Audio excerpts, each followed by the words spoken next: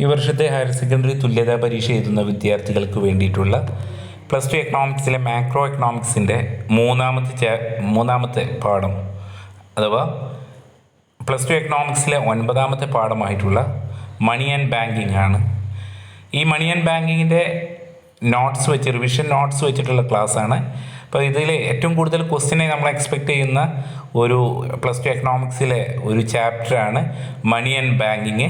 അപ്പോൾ ഇതിൽ barter system എന്താണ്, കൈമാറ്റ സംവിധാനം നമ്മളറിയാം. പണ്ട് കാലത്ത് സാധനങ്ങൾ കൊടുത്ത് സാധനങ്ങൾ വാങ്ങുന്നതാണ് ബാർട്ടർ സിസ്റ്റം. അതിൻ്റെ പോരായ്മകൾ, അത് സിമ്പിളായിട്ടുള്ള കാര്യങ്ങളാണ്. പിന്നെ അതുപോലെ തന്നെ എന്താണ് പണത്തിൻ്റെ ധർമ്മങ്ങൾ എന്തൊക്കെയെന്ന് ചോദിക്കും. എന്തിനാണ് പണം യൂസ് ചെയ്യുന്നത്, അതൊക്കെ സിമ്പിളായിട്ട് നമുക്കറിയുന്ന കാര്യങ്ങളാണ്. ഡിമാൻഡ് ഫോർ മണിയും അതുപോലെ തന്നെ സപ്ലൈ ഫോർ മണിയും. അതുപോലെ തന്നെ റിസർവ് ബാങ്കിനെ കുറിച്ചും റിസർവ് ബാങ്കിൻ്റെ ധർമ്മങ്ങളെക്കുറിച്ചൊക്കെയാണ് ഈ പാഠത്തിൽ നമ്മൾ പറയുന്നത്. പിന്നെ ഡിഫറെൻറ്റ് ടൈപ്സ് ഓഫ് മണികൾ പറയുന്നുണ്ട്. സെൻട്രൽ ബാങ്ക് നമ്മൾ പറയുന്നത് സെൻട്രൽ ബാങ്കിൻ്റെ ഇത് ഒരു എസ്സേ ആയിട്ട് ചോദിക്കാറുണ്ട്. കേന്ദ്ര ബാങ്ക്, റിസർവ് ബാങ്ക്, അപ്പോൾ അവരുടെ ധർമ്മങ്ങൾ എന്തൊക്കെ, ഫങ്ഷൻസ് എന്തൊക്കെ, നോട്ട് ഇറക്കൽ, ഗവൺമെൻറ്റിൻ്റെ ബാങ്ക്, ബാങ്കുകളുടെ ബാങ്ക്, വിദേശ നാണയത്തിൻ്റെ സൂക്ഷിപ്പുകാരൻ. അപ്പോൾ ഇതൊക്കെയാണ് സിമ്പിളായിട്ട് നിങ്ങൾക്ക് പഠിക്കാം. എക്കണോമിക്സിൽ ഏറ്റവും സിമ്പിളായിട്ടുള്ളൊരു പാഠമാണ് മണി ആൻഡ് ബാങ്കിങ് എന്നുള്ളതാണ്. അപ്പോൾ അതുകൊണ്ട് തന്നെ അതിൻ്റെ നോട്ട്സ് വെച്ച് പഠിക്കുമ്പോൾ നിങ്ങൾക്ക് പെട്ടെന്ന് മനസ്സിലാവുകയും ചെയ്യും. അതിനുശേഷം മാത്രം നിങ്ങളുടെ ഈ മെറ്റീരിയൽ വായിക്കുക. അപ്പോൾ നമുക്ക് നേരിട്ട് നോട്ടിലേക്ക് പോകാം. ബാങ്കിങ്, പണവും ബാങ്കിങ്ങും എന്നുള്ള പാഠത്തിലെ ലാസ്റ്റ് ടൈം റിവിഷനാണ്. അപ്പോൾ നേരിട്ട് പാഠത്തിലേക്ക് പോകാം. ബാർട്ടർ സിസ്റ്റം എന്ന് പറഞ്ഞാൽ സാധനങ്ങൾക്ക് പകരം സാധനം കൈമാറ്റം ചെയ്യുന്ന രീതിയാണ്. അതിൻ്റെ ഡിഫക്ട്സ്, അതിൻ്റെ ബാർട്ടർ സമ്പ്രദായത്തിൻ്റെ പോരായ്മകളൊക്കെ ഉണ്ട്. അതൊക്കെ നിങ്ങൾക്ക് അറിയുന്നതാണ്. അത് നോക്കണം. കാരണം ഒരു 2 മാർക്ക് പോലത്തെ ക്വസ്റ്റ്യൻസ് വന്നിട്ടുണ്ടെങ്കിൽ അത് നിങ്ങൾക്ക് എഴുതാൻ പറ്റുന്നതിനാണ്. ഈ പാഠത്തു നിന്ന് നമുക്ക് വെയിറ്റേജ് ഉള്ളത് 11 മാർക്കാണെന്ന് നിങ്ങൾക്കറിയാം, നമ്മൾ മുമ്പ് പറഞ്ഞിട്ടുണ്ട്. ദെൻ ഫങ്ഷൻ ഓഫ് മണി, അത് നോക്കാം. പണത്തിൻ്റെ ധർമ്മങ്ങൾ ഒരു മീഡിയം ഓഫ് എക്സ്ചേഞ്ച് ആണ്. പണം എന്നുള്ളത് ഒരു വിനിമയം, കൈമാറ്റം ചെയ്യുന്നതിനുള്ള ഒരു മാധ്യമമാണ്. അതുപോലെ തന്നെ മെഷർ വാല്യൂ, ഒരു കണക്കുകൂട്ടലിന് ഒരു അളവാണ്. ബാർട്ടർ സിസ്റ്റത്തിന് ഒരു പോരായ്മ കണക്കൂട്ടാൻ പറ്റാത്തതാണ്, അളവ് കണക്കൂട്ടാൻ പറ്റാത്തത് എന്നുള്ള. അപ്പോൾ മെഷർ ഓഫ് വാല്യൂ ആണ്. അതുപോലെ തന്നെ സ്റ്റോർ ഓഫ് വാല്യൂ ആണ്. പണം ഒരു മൂല്യശേഖരമാണ്. Then standard of deferred payment, ഭാവിയിൽ നമുക്ക് ഇടപാടുകൾ നടത്താനുള്ളൊരു മാനദണ്ഡവും പണം തന്നെയാണ്. അതുപോലെ തന്നെ ഒരു മൂല്യ കൈമാറ്റം, ട്രാൻസ്ഫർ ഓഫ് വാല്യൂ ആണ്. ഇതൊക്കെയാണ് പണത്തിൻ്റെ ധർമ്മങ്ങളായിട്ടുള്ളതും. ഇതൊന്നും നോക്കി വെക്കുക. 2 മാർക്ക് 3 മാർക്കിനുള്ള ക്വസ്റ്റ്യൻസ് ഉണ്ട്. അപ്പോൾ ഇന്നത്തെ നമ്മുടെ സൊസൈറ്റിയിലുള്ളതാണ് ക്യാഷ്ലെസ് സൊസൈറ്റി അല്ലെങ്കിൽ ക്യാഷ്ലെസ് എക്കോണമി എന്നുള്ളത്. പണരഹിത സമൂഹം എന്നാൽ നാണയങ്ങളും കറൻസികളും നോട്ടുകളും നേരിൽ ബന്ധിപ്പിക്കാതെ ഡിജിറ്റൽ വിവരങ്ങൾ, അതായത് പണത്തിൻ്റെ ഡിജിറ്റൽ ഉപയോഗിച്ച് ജനങ്ങൾക്കിടയിൽ സാമ്പത്തിക ഇടപാട്. നമുക്കറിയാം, ഇന്നത്തെ രീതിയിലുള്ള എല്ലാവർക്കും അറിയുന്നതാണ്. UPI ട്രാൻസാക്ഷൻ, ഗൂഗിൾ പേ പോലത്തെ ഇതൊക്കെ ക്യാഷ്ലെസ്. അത് പണത്തിൻ്റെ ആ ധർമ്മം നിർവഹിക്കുന്നുണ്ട്. പക്ഷേ കയ്യിൽ നമ്മൾ പണം കൊണ്ട് നടക്കേണ്ടതായിട്ടില്ലാത്ത അവസ്ഥയാണെന്ന് പറയുന്നത്. പണരഹിത സമ്പദ്ഘടനയ്ക്ക് ചുവട് വെക്കുന്നതിനായിട്ട് ജൻധൻ അക്കൗണ്ട്, ആധാറുമായി ബന്ധപ്പെട്ട് വാലറ്റ്, നാഷണൽ ഫിനാൻസ് സ്വിച്ച്, ഇതുപോലത്തെ സംവിധാനങ്ങളൊക്കെ സർക്കാരിന് ശക്തി പകരുന്നുണ്ട് എന്നാണ് പറയുന്നത്. ഇപ്പോൾ മൊബൈൽ ഫോൺ, സ്മാർട്ട് ഫോൺ ഇന്ന് രാജ്യവ്യാപകമായത് ഇത്തരത്തിലുള്ള ഒരു ക്യാഷ്ലെസ് സൊസൈറ്റിയെ ക്രിയേറ്റ് ചെയ്യുന്നതിന് വേണ്ടിയിട്ട് സാധിച്ചിട്ടുണ്ടെന്നാണ്. അങ്ങനെ ഏറ്റവും ഇമ്പോർട്ടൻ്റ് ആയിട്ടുള്ള ഒരു ഏരിയയാണ് ഡിമാൻഡ് ഫോർ മണി എന്നുള്ളത്.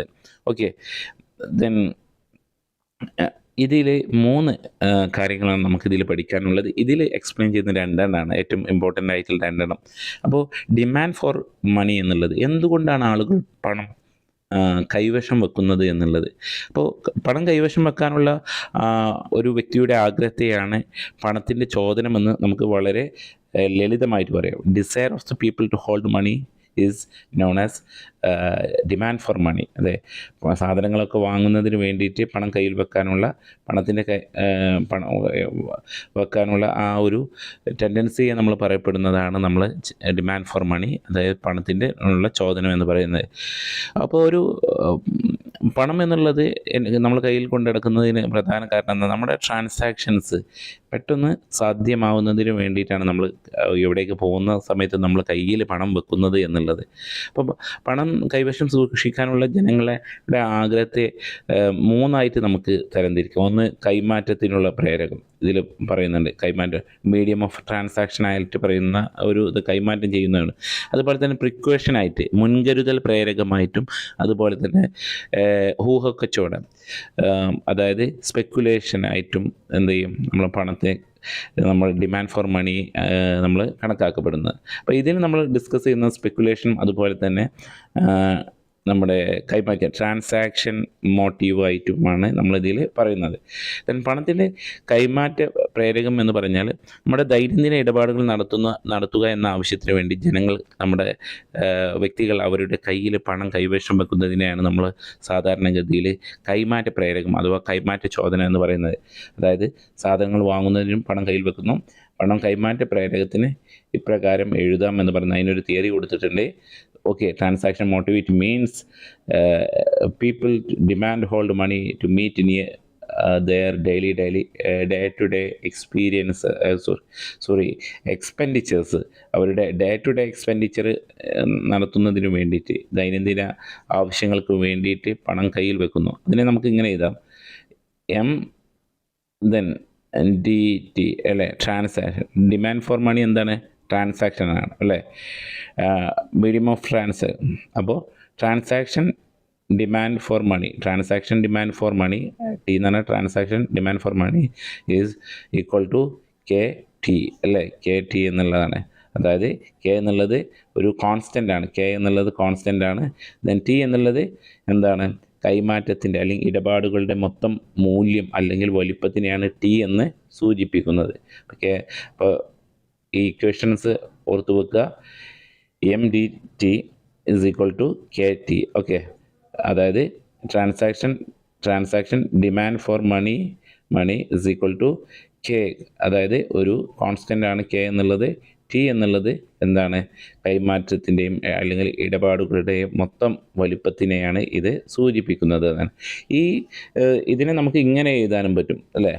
എങ്ങനെ എഴുതാൻ പുസ്തകത്തിലുണ്ട്. Transaction demand for money is equal to K, constant ആയിട്ടുള്ള അതിഭിന്നമായിട്ടുള്ള കോൺസ്റ്റൻ്റ് ആയിട്ടുള്ള Kയും അതുപോലെ തന്നെ P, ജനറൽ പ്രൈസ് ലെവലിനാണ് P എന്ന് പറയുന്നത്. ദെൻ നമ്മുടെ യഥാർത്ഥ GDP ആണ്, റിയൽ GDP ആണ് എന്ത് പറയുന്നത്? Y എന്ന് പറയുന്നത്. അപ്പോൾ ഇത് മീഡിയം ഓഫ് ട്രാൻസാക്ഷനിൽ ട്രാൻസാക്ഷൻ ഡിമാൻഡ് ഫോർ മണി എന്നുള്ളതിൽ ഇത് രണ്ടും ഈക്വൽ ആണെന്ന് പറയുന്നത്. അതായത് പ്രൈസ് ലെവല് ജനറൽ പ്രൈസ് ലെവലും അതുപോലെ തന്നെ GDPയും, ആളുകളുടെ വരുമാനം കൂടുന്നതിനനുസരിച്ച് ആദ്യം GDP നോക്കാം. റിയൽ GDP കൂടുക എന്ന് പറഞ്ഞാൽ നമ്മുടെ സാമ്പത്തികമായിട്ട് അഭിവൃദ്ധിപ്പെടുക എന്നുള്ള ഒരു രാജ്യത്തിൻ്റെ, അപ്പോൾ വ്യക്തികൾക്കും അതിൻ്റേതായിട്ടുള്ള നേട്ടം ഉണ്ടാകുമെന്നാണ് നമ്മൾ പറയുന്നത്. അപ്പോൾ ആളുകളുടെ കയ്യിൽ പണം അല്ലേ, സാധനങ്ങൾ വാങ്ങുന്നതിനുള്ള ടെൻഡൻസി എന്ത് ചെയ്യും? കൂടി വരും. ആളുകളുടെ ശമ്പളം കൂടുകയാണെങ്കിൽ അവൾ മുമ്പ് വാങ്ങിയതിനേക്കാൾ കൂടുതലായിട്ട് അവരുടെ കാശ് കയ്യിൽ വെക്കുകയും അതിനനുസരിച്ച് അവർ പർച്ചേസിങ് നടക്കുകയും ചെയ്യുന്നുണ്ട്. അതുപോലെ തന്നെ അപ്പോൾ ട്രാൻസാക്ഷൻ കൂടുകയാണ് സംഭവിക്കുന്നത്. അതേ സമയത്ത് നമ്മുടെ സമ്പത്ത് താഴേക്ക് പോകുകയാണെങ്കിലും ഈ ട്രാൻസാക്ഷൻ ഡിമാൻഡ്, നമ്മുടെ ഈ ട്രാൻസാക്റ്റീവ് ആയിട്ടുള്ള ഡിമാൻഡ് മണിയുടെ ഇത് കുറയാണ്. കയ്യിൽ പണം ഉണ്ടാവില്ല, അതുകൊണ്ട് തന്നെ ഇടപാടുകളൊന്നും നടത്താൻ കഴിയില്ല. അതുപോലെ തന്നെ പ്രൈസ് ലെവലും ഒന്നാണ് നമ്മൾ എഴുതിയിട്ടുള്ള ഡെഫിനിഷനിൽ. Transaction demand for money is equal to KPY അല്ലേ. P എന്ന് പറഞ്ഞാൽ പ്രൈസ് ലെവൽ കൂടുമ്പോഴും നമ്മൾ എന്താണ് കയ്യിൽ എന്ത് ചെയ്യുന്നുണ്ട്? പണം കൂടുതൽ വെക്കേണ്ടി വരും. ഒരു സാധനത്തിന് 10 രൂപ ഉണ്ടാകുന്ന സമയത്ത് നമ്മൾ സാധനം വാങ്ങുമ്പോൾ അതിന് 10 രൂപ കയ്യിൽ വെച്ചാൽ മതി. അതേ സാധനത്തിന് 30 രൂപയാണെന്ന് വെച്ചാൽ നമ്മുടെ കയ്യിൽ വെക്കുന്ന പണത്തിൻ്റെ അളവ് എന്ത് ചെയ്യുന്നു? കൂട്ടേണ്ടി വരും എന്നുള്ളതാണ്. അപ്പോൾ ഇതാണ് പണത്തിനായിട്ടുള്ള ചോദനകൾ എന്നുള്ളത് പറയുന്നത്. പണത്തിനുള്ള ചോദനത്തിൻ്റെ ഒന്നാമത്തെ കാരണമായിട്ടുള്ള ട്രാൻസാക്റ്റീവ് മോട്ടീവ് അഥവാ കൈമാറ്റ പ്രേരകം എന്നുള്ള രീതിയിൽ, മോട്ടീവ് ഫോർ ദ മണിയിൽ ട്രാൻസാക്ഷൻ മോട്ടീവ് എന്ന് പറയുന്നത്. ദെൻ നമ്മൾ രണ്ടാമത് പറയുന്നത് സ്പെക്കുലേറ്റീവ് മോട്ടീവാണ്. സ്പെക്കുലേറ്റീവ് മോട്ടീവ്സിൽ നമുക്കറിയാം ഊഹാപോഹമാണ്. ഊഹാപോഹം എന്ന് പറഞ്ഞിട്ടുണ്ടെങ്കിൽ ഭാവിയിൽ എന്തെങ്കിലും സംഭവിക്കുക വെച്ചിട്ട് നമ്മൾ എന്ത് ചെയ്യുന്നു? ജനങ്ങളെ ഊഹക്കച്ചവടം, അതായത് ഭാവിയിൽ കൈവശം വെക്കുന്നതിൽ ജനങ്ങളുടെ ഇനി കയ്യിൽ ക്യാഷ് വെച്ചാൽ ഭാവിയിൽ എന്തുണ്ടാവും? ഒരു ആവശ്യം ഉണ്ടാകുമെന്ന് വെച്ചിട്ട് മാറ്റി വെക്കുന്നതുണ്ട്, നമ്മൾ മാറ്റി വെക്കും. അതുപോലെ തന്നെ ഭാവിയിൽ ഒരു സാധനം വാങ്ങി വെച്ചിട്ടുണ്ടെങ്കിൽ നമ്മളിപ്പോൾ ഒരു ഗോൾഡ്, ഉദാഹരണത്തിന് ഗോൾഡ് നമ്മൾ കയ്യിൽ ഗോൾഡ് വെക്കുകയാണ്. അതായത് ഇപ്പോൾ ഗോൾഡിന് വില കുറയുന്ന സമയത്ത് നമ്മൾ ഗോൾഡ് വാങ്ങി വെക്കുന്നു. ഒരു ഉദാഹരണത്തിന് 20,000 രൂപയാണ് ഗോൾഡിൻ്റെ വില ഇപ്പോൾ. ഇനി അത് അടുത്ത മാസം 22, 23 അങ്ങനെ ആയിട്ട് പോവുകയാണെങ്കിൽ നമ്മൾ വിചാരിക്കും ഇനി ഒരു ഇതെത്തിയിട്ടുണ്ട് 30 എത്തിയിട്ടുണ്ടെങ്കിൽ അതിന് വീണ്ടും താഴേക്ക് വരുമോ എന്ന് വിചാരിക്കും. അപ്പോൾ 30 എത്തുന്ന സമയത്ത് നമ്മുടെ കയ്യിലുള്ള ഗോൾഡ് നമ്മൾ എന്ത് ചെയ്യുന്നു, ഒരു സ്പെക്കുലേഷനാണ്, ഊഹാണ്, അത് നമ്മൾ പണമാക്കി മാറ്റുന്നതാണ്.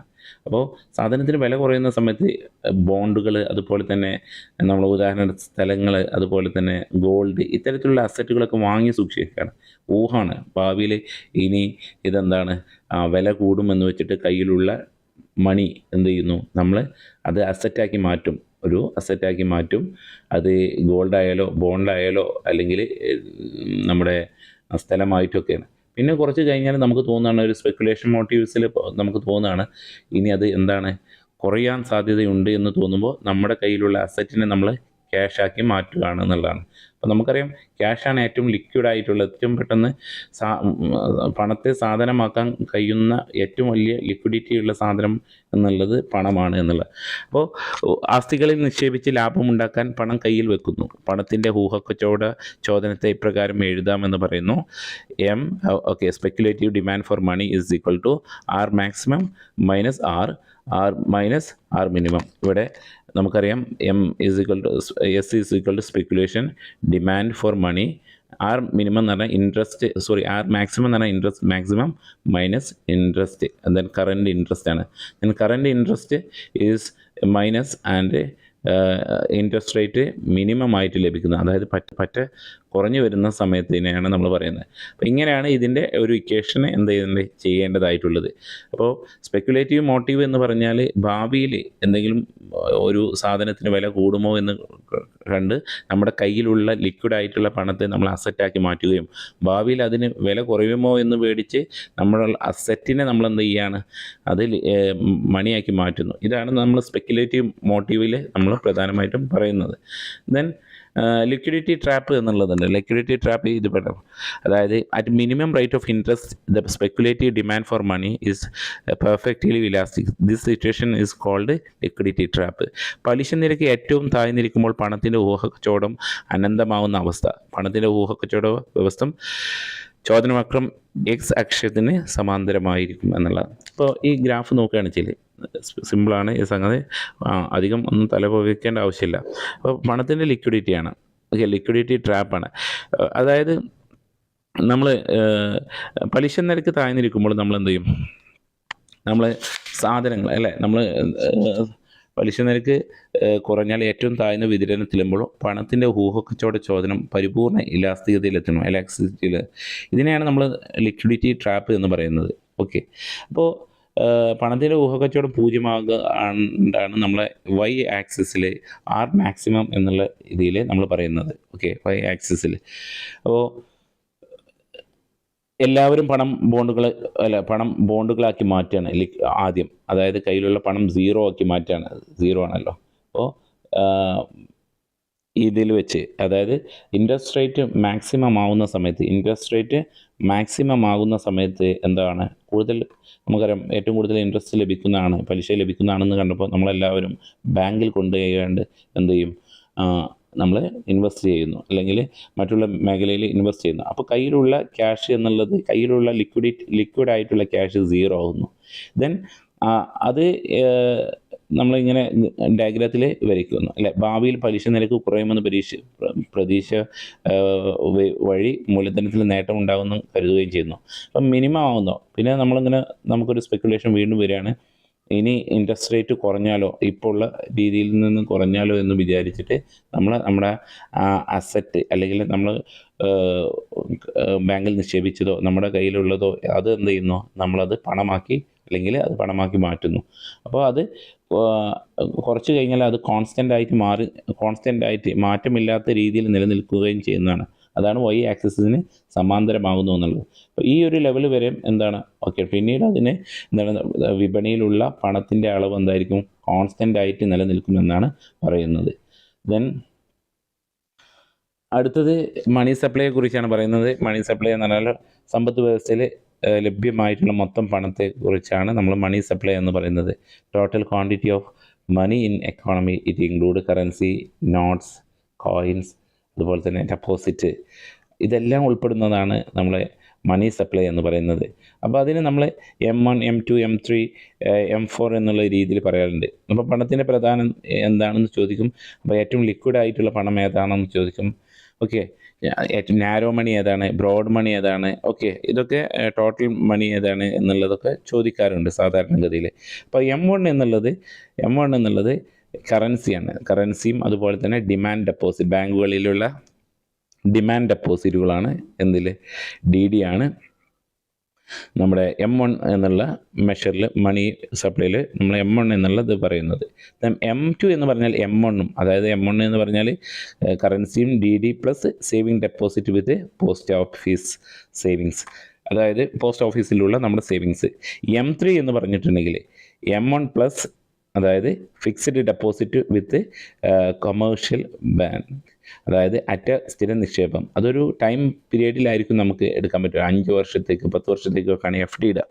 ദെൻ M4 എന്ന് പറഞ്ഞാൽ M3 plus saving deposit of the post office saving bank excluding national saving certificate, അത് ഒഴിവാക്കിയിട്ട്, അതായത് നാഷണൽ സേവിങ് സർട്ടിഫിക്കറ്റ് ഒഴികെയുള്ള മൊത്തം പോസ്റ്റ് ഓഫീസ് നിക്ഷേപങ്ങൾ അടക്കമാണ് എന്താണ് M4 എന്നുള്ള മണിയുള്ളത്. അപ്പോൾ M3 is known as aggregate money. M3 നമ്മൾ അറിയപ്പെടുന്നത് മൊത്തം പണ വിഭവം എന്നാണ്. അഗ്രിഗേറ്റ് മണി റേറ്റാണ് നമ്മൾ M3 എന്നുള്ളത് പറയുന്നത്. M1ഉം M2ഉം ചുരുങ്ങിയ നാരോ മണിയാണ്. M2 നാരോ മണിയാണ്. Then M3, M4 R broad മണി, അതായത് വിശാല പണം എന്നാണ് അറിയപ്പെടുന്നത്, ബ്രോഡ് മണി എന്നുള്ള. ഇതിൽ ഏറ്റവും ലിക്വിഡ് ആയിട്ടുള്ള, പെട്ടെന്ന് കയ്യിലുള്ള ട്രാൻസാക്ഷനായിട്ടുള്ളതിന് പണമാക്കി മാറ്റുന്ന, അല്ലെങ്കിൽ ഒരു സാധനമാക്കി മാറ്റുന്നതിന് ഏറ്റവും ലിക്വിഡ് ആയിട്ടുള്ള ഒരു സാധനം, ഹൈലി ലിക്വിഡ് ആയിട്ടുള്ള മണി എന്ന് പറയുന്നത് M1 മണിയാണ്.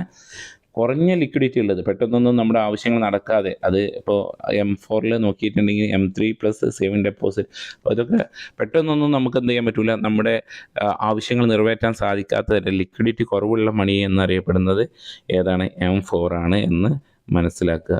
Okay, then central bank of India, നമുക്കറിയാം റിസർവ് ബാങ്ക് ഓഫ് ഇന്ത്യയാണ്. ഇത് ചോദ്യം വരാറുണ്ട്, സെൻട്രൽ ബാങ്കിൻ്റെ ഫങ്ഷൻസ്. ഇന്ത്യയുടെ കേന്ദ്ര ബാങ്കാണ് central bank. Reserve bank of India 1935 വന്നു. അവരുടെ ധർമ്മങ്ങൾ ചോദിക്കാറുണ്ട്. ഇഷ്യൂ ഓഫ് കറൻസി നോട്ട് അച്ചടിക്കുക, ബാങ്കുകളുടെ ബാങ്കായിട്ട് പ്രവർത്തിക്കുക, അതുപോലെ തന്നെ ബാങ്കർ ടു ദി ഗവൺമെൻറ്റിൻ്റെ ബാങ്കായിട്ട് പ്രവർത്തിക്കുക, പിന്നെ പണത്തിൻ്റെ പ്രധാനം നിയന്ത്രിക്കുക, അതുപോലെ തന്നെ കസ്റ്റോഡിയൻ ഓഫ് ഫോറിൻ എക്സ്ചേഞ്ച്, വിദേശ നാണ്യ സൂക്ഷിപ്പുകാരനാവുക, അതുപോലെ തന്നെ ലെൻഡർ ഓഫ് ലാസ്റ്റ് റിസോർട്ട്, അത്യാവശ്യ സമയങ്ങളിൽ ഒരു വായ്പ നൽകാൻ സഹായിക്കുന്ന ഒരു ഇതാണ് റിസർവ് ബാങ്ക് ഓഫ് ഇന്ത്യ എന്നുള്ളത്. നമ്മുടെ നാട്ടിൽ പലതരം ബാങ്കുകൾ നമ്മൾ പഠിച്ചിട്ടുണ്ട്, കൊമേഴ്ഷ്യൽ ബാങ്ക്സ്, കോപ്പറേറ്റീവ് ബാങ്ക്സ് ഒക്കെ. ഓക്കെ, ദെൻ വാണിജ്യ ബാങ്കുകൾ എന്ന് പറഞ്ഞാൽ കൊമേഴ്ഷ്യൽ ബാങ്ക്സ് എന്ന് പറഞ്ഞാൽ പൊതുജനങ്ങളിൽ നിന്ന് നിക്ഷേപം സ്വീകരിക്കുകയും ആവശ്യക്കാർക്ക് വായ്പ നൽകുകയും ചെയ്യുന്ന സ്ഥാപനങ്ങളെയാണ് പൊതുവെ വാണിജ്യ ബാങ്കുകൾ എന്ന് പറയപ്പെടുന്നത്. ഓക്കെ, അപ്പോൾ സാധാരണ ബാങ്കുകൾ നമ്മൾക്ക് സാധാരണയായി ബാങ്കുകൾ നിക്ഷേപം നൽകുന്ന പലിശയ്ക്ക് താരതമ്യേന കുറവും, അതുപോലെ തന്നെ വായ്പകൾ സ്വീകരിക്കുന്ന പലിശ കൂടുതലായിരിക്കും. ബാങ്കുകൾ അവരുടെ ഇടപാടുകൾ നടത്തുന്നത്, നമ്മൾ അവരുടെ കയ്യിൽ നിന്ന് നമ്മൾ ഇവിടെ നിന്ന് കടമായിട്ട് എടുക്കുന്ന ബാങ്കുകളിൽ നിന്ന് നമ്മൾ വായ്പ സ്വീകരിക്കുകയാണെങ്കിൽ അതിന് എന്തായിരിക്കും? ഹയർ ആയിട്ടുള്ള പലിശ ഉണ്ടാവും. നമ്മൾ ബാങ്കിലേക്ക് പണം കൊടുക്കുകയാണെങ്കിൽ, പണം നിക്ഷേപിക്കുകയാണെങ്കിൽ അതിന് ഇൻട്രസ്റ്റ് റേറ്റ് കുറവായിരിക്കും. അപ്പോൾ നമ്മൾ വായ്പയായിട്ട് സ്വീകരിക്കുന്നതിന് 14% ഇൻട്രസ്റ്റ് റേറ്റ് ആണെങ്കിൽ സേവിങ്സിന് മാക്സിമം പോയാൽ 8% എന്ത് ചെയ്യുന്നത്? ഇൻട്രസ്റ്റ് റേറ്റ് കൊടുക്കുന്നത്. അപ്പോൾ ഇതാണ് അവരുടെ ലാഭമായിട്ടുള്ള, വ്യത്യസ്ത ലാഭമായിട്ട് കണക്കാക്കപ്പെടുന്നത് എന്നുള്ളതാണ്. അപ്പോൾ ഇനി കേന്ദ്ര ബാങ്കിൻ്റെ നയത്തിൻ്റെ ഉപകരണങ്ങളായിട്ടുള്ള, അതായത് ഫിനാൻഷ്യലായിട്ടുള്ള കാര്യങ്ങളിൽ അതായത് എക്കണോമിയിൽ സെൻട്രൽ ബാങ്കിൻ്റെ ഇടപെടലുകളുണ്ടാവും. കാരണം ഹൈ ഫ്ലോ ഓഫ് മണീസ് അല്ലെങ്കിൽ ഹൈ സപ്ലൈ ഓഫ് മണി വന്നിട്ടുണ്ടെങ്കിൽ, കൂടുതൽ പണം വന്നിട്ടുണ്ടെങ്കിൽ ഇൻഫ്ലേഷൻ പോലുള്ള സംഗതികൾ നിയന്ത്രിക്കുന്നതിന് വേണ്ടിയിട്ട് കേന്ദ്ര ബാങ്കായിട്ടുള്ള RBI ഇടപെടാറുണ്ട്. സമ്പദ് വ്യവസ്ഥയിൽ പണപ്പെരുപ്പമോ നാണ്യച്ചുരുക്കമോ, പണച്ചുരുക്കവും പ്രശ്നമാണ്. പണം വിപണിയിൽ ഇല്ലാതിരിക്കുന്നതിനെയാണ് പണച്ചുരുക്കം എന്ന് പറയുന്നത്. വിപണിയിൽ കൂടുതൽ പണമുള്ളതിനെയാണ് പണപ്പെരുപ്പം എന്ന് പറയുന്നത്. വാണിജ്യ ബാങ്കുകളും അത് ചില ടൂളുകൾ ഉപയോഗിച്ച് അത് നിയന്ത്രിക്കാറുണ്ട്. അതിൽപ്പെട്ട ഒന്നാമത്തെ ടൂളാണ്, ഉപകരണമാണ് ബാങ്ക് നയം. നാണയപ്പെരുപ്പ കാലത്ത് ബാങ്ക് നിരക്ക് ഉയർത്തുകയും നാണയ ചുരുക്ക സമയത്ത് ബാങ്ക് നിരക്ക് കുറയ്ക്കുകയും ചെയ്യുന്നു. ഓക്കെ, ദെൻ ബാങ്ക് നിരക്ക് എന്ന് പറഞ്ഞാൽ, ഇപ്പോൾ ആൾക്കാരുടെ കയ്യിൽ കൂടുതൽ പണമുണ്ടെങ്കിൽ, ഉദാഹരണത്തിൽ സമൂഹത്തിൽ പണം കൂടുതലാണ് ആൾക്കാരുടെ കയ്യിൽ, അപ്പോൾ സ്വാഭാവികമായിട്ടും ജനറൽ പ്രൈസ് ലെവൽ എന്ത് ചെയ്യുന്നു, ഇൻക്രീസ് ആവുന്നു. അതേ സമയത്ത് ഈ ജനങ്ങളുടെ കയ്യിൽ നിന്ന് ബാങ്കിൽ നിന്ന് കൊടുക്കുന്ന സേവിങ്സിനുള്ള പലിശ ഉയർത്തുകയും അതുമൂലം എന്ത് ചെയ്യാണ്, വിപണിയിൽ അല്ലെങ്കിൽ ജനങ്ങളുടെ കയ്യിലുള്ള പണം ബാങ്കുകളിലേക്ക് എത്തിക്കുകയും ജനങ്ങളുടെ കയ്യിലുള്ള പണത്തിൻ്റെ അളവ് കുറക്കാൻ സഹായിക്കുകയും ചെയ്യുന്നതാണ് ബാങ്ക് നിരക്ക്. അതേപോലെ തന്നെ ജനങ്ങളുടെ കയ്യിൽ പണച്ചുരുക്കം വരുന്ന സമയത്ത് വായ്പകൾക്ക് പലിശ വളരെ കുറക്കുകയും ജനങ്ങൾക്ക് വായ്പ ലഭ്യമാക്കുകയും ചെയ്യുന്ന രീതിയാണ്. ദെൻ പരസ്യ കമ്പോള പ്രവർത്തനങ്ങളാണെങ്കിൽ പണപ്പെരുപ്പ സമയത്ത് കേന്ദ്ര ബാങ്ക് കടപ്പത്രങ്ങൾ വിൽക്കുകയും പണച്ചുരുക്ക സമയത്ത് വാങ്ങുകയും ചെയ്യുന്നുണ്ട്. അതാണ് ഓപ്പൺ മാർക്കറ്റ് ഓപ്പറേഷനുകളായിട്ട് പറയുന്നത്. ദെൻ കരുതൽ നിക്ഷേപ അനുപാതത്തിലുള്ള മാറ്റങ്ങൾ, അത് ബാങ്കുകളുടെ ഒരു നിശ്ചിത എമൗണ്ട് ബാങ്ക് പണമായിട്ടും അതുപോലെ തന്നെ ആസ്തിയായിട്ടൊക്കെ സൂക്ഷിക്കേണ്ടതുണ്ട്. അതിൽപ്പെട്ടതാണ് CR, ക്യാഷ് റിസർവ് റേഷ്യോ, അതുപോലെ തന്നെ SLR എന്നിവ വർദ്ധിപ്പിക്കും. അതായത് ബാങ്കുകൾക്ക് പണച്ചുരുക്ക സമയത്ത് കയ്യിലുള്ള SLR CRR കുറച്ചിട്ടുണ്ടെങ്കിൽ ബാങ്കുകൾക്ക് കൂടുതൽ പൈസ എന്ത് ചെയ്യാൻ പറ്റും, ആളുകൾക്ക് കടമായിട്ട് കൊടുക്കാൻ പറ്റും. ഇതേ സമയത്ത് ഇൻഫ്ലേഷൻ വരുന്ന സമയത്ത് CRR കൂട്ടിയിട്ടുണ്ടെങ്കിൽ ബാങ്കുകൾ പണമായിട്ട് കയ്യിൽ വെക്കേണ്ട തുക, മിനിമം വെക്കേണ്ട തുക ഉയർത്തുകയാണെങ്കിൽ അവർക്ക് ലെൻഡിങ് കപ്പാസിറ്റി കുറയുകയും അത് വിപണിയിൽ ഇൻഫ്ലേഷൻ കുറക്കാൻ വേണ്ടിയിട്ട് സാധിക്കുകയും ചെയ്യുന്നു. ദെൻ RBIയുടെയും സ്റ്റെറിലൈസേഷൻ പ്രവർത്തനങ്ങൾ, സമ്പദ് വ്യവസ്ഥയുടെ പുറത്തുനിന്ന് ആഘാതങ്ങൾ നേരിടാൻ കേന്ദ്ര ബാങ്ക് ഇടപെടുന്ന നടപടിയാണ് ഇത് RBI സ്റ്റെറിലൈസേഷൻ പ്രവർത്തനങ്ങൾ എന്നുള്ളത്.